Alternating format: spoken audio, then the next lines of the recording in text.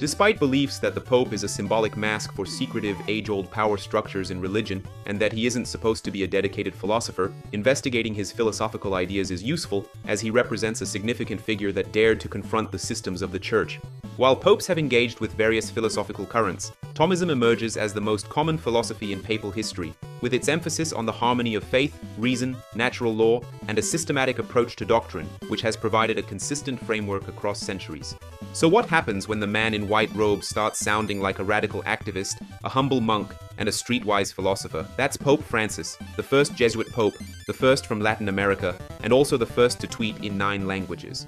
Jorge Mario Bergoglio began his academic life studying chemistry in Argentina, which hints at an early inclination toward practical, hands-on knowledge. His path shifted dramatically when he entered the Jesuit order, a decision that laid the foundation for his intellectual and spiritual development. Jesuit education is renowned for its rigor, emphasizing critical thinking, discernment, and a commitment to social justice. This training instilled in him a pragmatic approach, valuing real-world outcomes over abstract theorizing, which roughly aligns with the philosophical school of pragmatism. At some point in time, he was citing Luigi Giussani, an Italian Catholic priest, theologian, and educator, who spoke about the nature of inquiry while also highlighting Giussani's warning of its obstacles. A twofold risk where the first danger is doubtfulness. What's interesting is that the priest was himself quoting Søren Kierkegaard, the father of existentialism, who in turn references Aristotle, emphasizing the positive, creative nature of inquiry. As Kierkegaard notes Aristotle's view that philosophy begins with wonder, and not, as in our times, with doubt, which has become systematic and symbolic of our era. And the second objection to the decision of the self is meanness, with doubt and indulgence being our two enemies, the enemies of the self.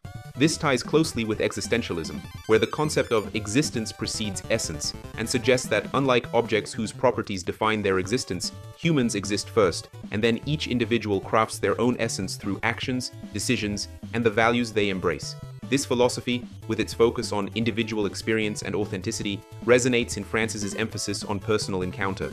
He often speaks of meeting people where they are, valuing their unique struggles and search for meaning. One of the key principles in Francis's philosophy is his repeated assertion that realities are more important than ideas, highlighting his focus on lived experience over abstract concepts. He likely stands out as the Pope who spoke about finding God on the social, existential, and geographical margins with a non-foundationalist approach to thinking. As mentioned earlier, Francis's Jesuit-honed preference for action over theory aligns with pragmatism. He seems to approach moral questions more inductively than deductively. Instead of starting with abstract principles and applying them from the top down, he begins with the individual and the concrete situation.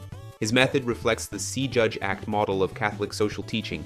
His willingness to engage with secular thinkers and adapt to new contexts further underscores this practical bent. In Lumen Fide, a book begun by Pope Benedict and finished by Pope Francis, Nietzsche is cited early on, and his influence permeates the text. He serves as a symbol of the modern individual, a philosopher pursuing truth, yet reaching conclusions that challenge Christianity.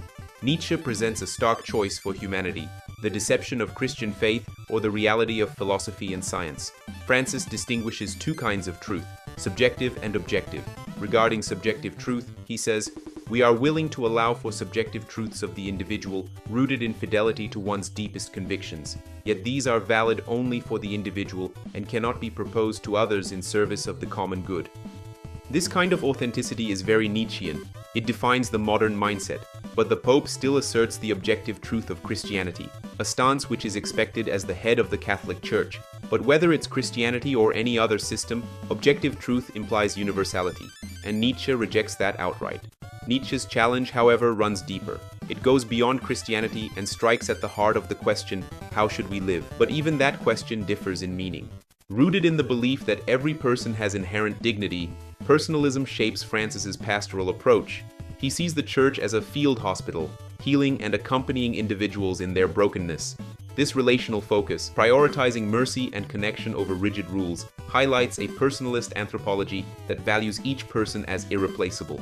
He believed truth can be found in many places, and that the task of the Church is to accompany, not dominate, and often talked about grace entering into our brokenness, working through the slow, messy process of real life and history.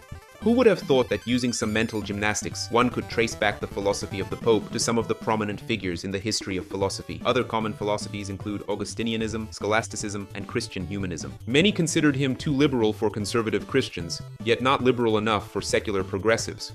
Paradoxically, he was both the most criticized and most beloved Pope of the 21st century. If you enjoyed the content, feel free to share, like, or subscribe, and I will see you in the next one.